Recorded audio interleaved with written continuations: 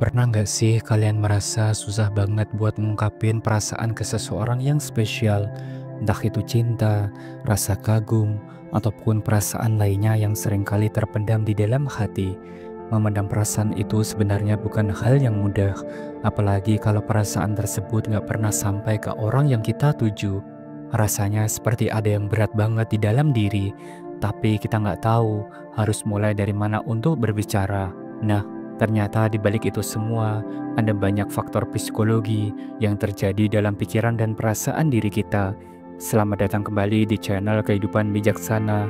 Di video kali ini kita bakal bahas tentang fakta-fakta psikologi yang terjadi saat kamu memilih untuk memendam perasaan dengan seseorang.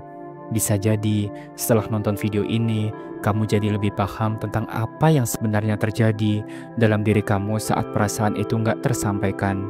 Tanpa berlama-lama lagi, mari kita mulai setiap poin penting pembahasannya. Yang pertama, sulit untuk fokus. Pernah nggak sih kamu merasa kalau akhir-akhir ini konsentrasi kamu jadi gampang banget hilang?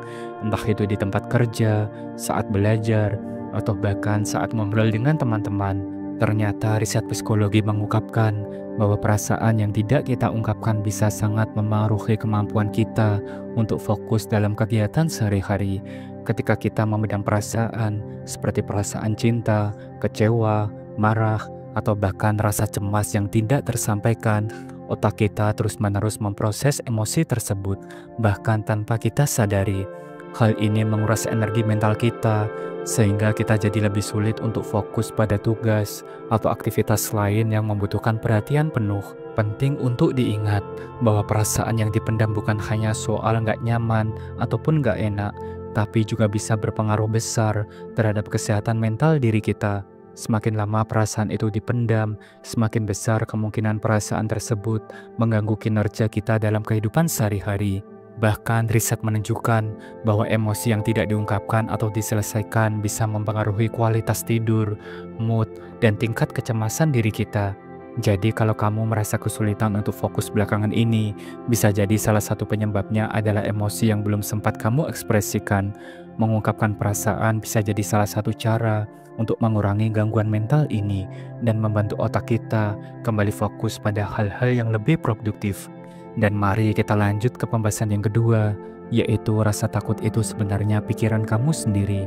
Banyak dari kita pasti pernah merasa takut untuk mengungkapkan perasaan, terutama karena khawatir akan ditolak. Takut kalau orang yang kita sukai atau hargai tidak merasa hal yang sama, atau takut hubungan yang sudah ada jadi berubah kalau perasaan kita diketahui.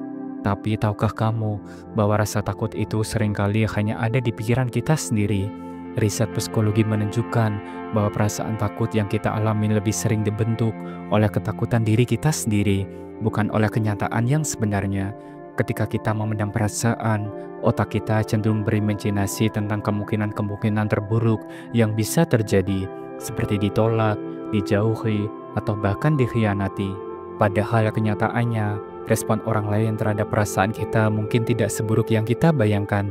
Pikiran kita seringkali berlebihan, dan kita takut akan sesuatu yang sebenarnya belum tentu terjadi. Ketakutan ini bisa muncul karena kita terlalu khawatir tentang apa yang orang lain pikirkan, atau bagaimana reaksi mereka terhadap perasaan diri kita. Jadi, apa yang bisa kita pelajari dari persoalan ini? Rasa takut itu seringkali bukan cerminan dari kenyataan, melainkan cerminan dari ketakutan kita yang secara berlebihan. Mengungkapkan perasaan dengan jujur bisa jadi lebih menyembuhkan dan menyelesaikan ketakutan kita daripada terus memendamnya. Dengan menghadapinya, kita bisa menemukan bahwa banyak ketakutan yang kita alami sebenarnya tidak sebesar yang kita kira. Yang ketiga, overthinking itu efek sampingnya.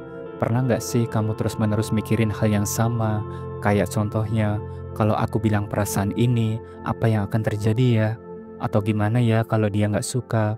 Mungkin hubungan kita jadi aneh. Nah, itu adalah salah satu efek samping dari memendam perasaan, yaitu overthinking. Ketika kita menahan perasaan, otak kita mulai bekerja berlebihan, mencoba membayangkan berbagai kemungkinan yang mungkin belum tentu terjadi. Riset psikologi menunjukkan bahwa ketika kita memendam perasaan, kita seringkali terjebak dalam siklus overthinking, memikirkan hal-hal yang tidak pasti, atau membayangkan skenario terburuk yang sebenarnya mungkin tidak akan terjadi sama sekali. Yang perlu kita ingat adalah bahwa overthinking ini justru memperburuk keadaan. Kita terlalu fokus pada apa yang terjadi dan lupa untuk menikmati semua momen saat ini. Jadi daripada terus-menerus overthinking dan membiarkan perasaan itu menguasai pikiran kita, cobalah untuk berani mengungkapkan apa yang ada di hati. Mungkin hasilnya tidak sesuai dengan apa yang kita bayangkan, tapi setidaknya kita tidak terjebak dalam siklus kecemasan yang hanya membuat kita semakin ragu dan bingung. Mengungkapkan perasaan itu bukan hanya tentang hasilnya, tetapi juga tentang memberikan diri kita kesempatan untuk merasa lega dan jujur pada diri sendiri. Yang keempat, kamu bisa kehilangan kesempatan berharga. Bayangkan situasinya, kalau kamu suka sama seseorang, tapi karena takut mengungkapkan perasaan, kamu memilih untuk diam dan tidak mengatakan apa-apa. Kamu terus memendam perasaan itu, berharap ada kesempatan untuk mengungkapkannya nanti. Namun seiring berjalannya waktu, orang itu mulai menjauh atau bahkan sudah punya pasangan yang lain. Dan tiba-tiba saja, kamu merasa kehilangan kesempatan untuk membangun hubungan yang sebenarnya bisa terjadi. Ini adalah salah satu dampak dari memendam perasaan terlalu lama. Riset psikologi menunjukkan bahwa salah satu alasan kita memendam perasaan adalah karena ketakutan akan penolakan atau bahkan kekhawatiran bahwa hubungan yang kita inginkan tidak akan berjalan sesuai harapan. Tapi tahukah kamu, memendam perasaan justru bisa menyebabkan kita kehilangan kesempatan yang berharga untuk mendekati orang yang kita sukai. Jadi jangan pernah biarkan rasa takut ataupun keraguan menghalangi kamu untuk mengungkapkan perasaan. Kesempatan berharga tidak datang setiap saat, dan kita tidak tahu apakah kita akan memiliki kesempatan kedua untuk menyatakan apa yang kita rasakan. Yang kelima dan terakhir, memendam perasaan bisa bikin kesehatan fisikmu terganggu.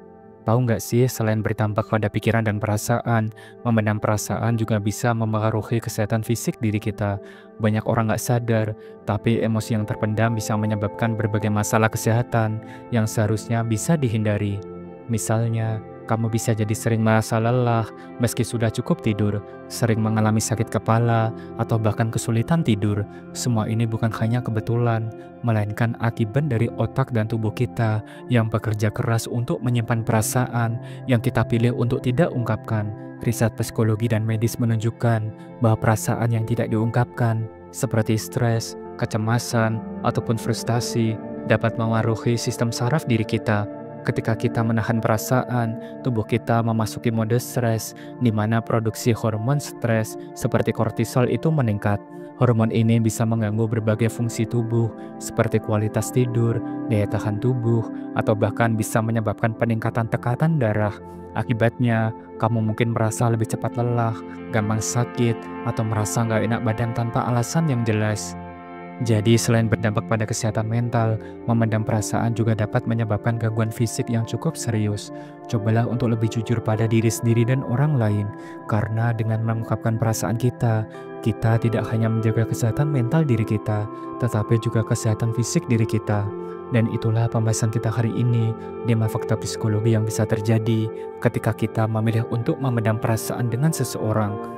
Dan memang, mengungkapkan perasaan itu nggak selalu mudah, tapi ingatlah, kita nggak harus menanggungnya sendirian. Dengan berani jujur dan terbuka, kita bisa mengurangi beban mental dan membuka peluang untuk hubungan yang lebih sehat, baik dengan orang lain maupun dengan diri sendiri. Jadi mulai sekarang, coba dengarkan perasaanmu dan jangan takut untuk mengungkapkannya, karena itu bisa membawa banyak kebaikan, baik secara fisik maupun emosional. Terima kasih sudah menyimak dan menonton video ini sampai akhir. Jangan lupa subscribe, like, dan share agar channel ini terus berkembang dan bisa memberikan pesan positif untuk semua orang. Sampai jumpa di video berikutnya. Salam bijak.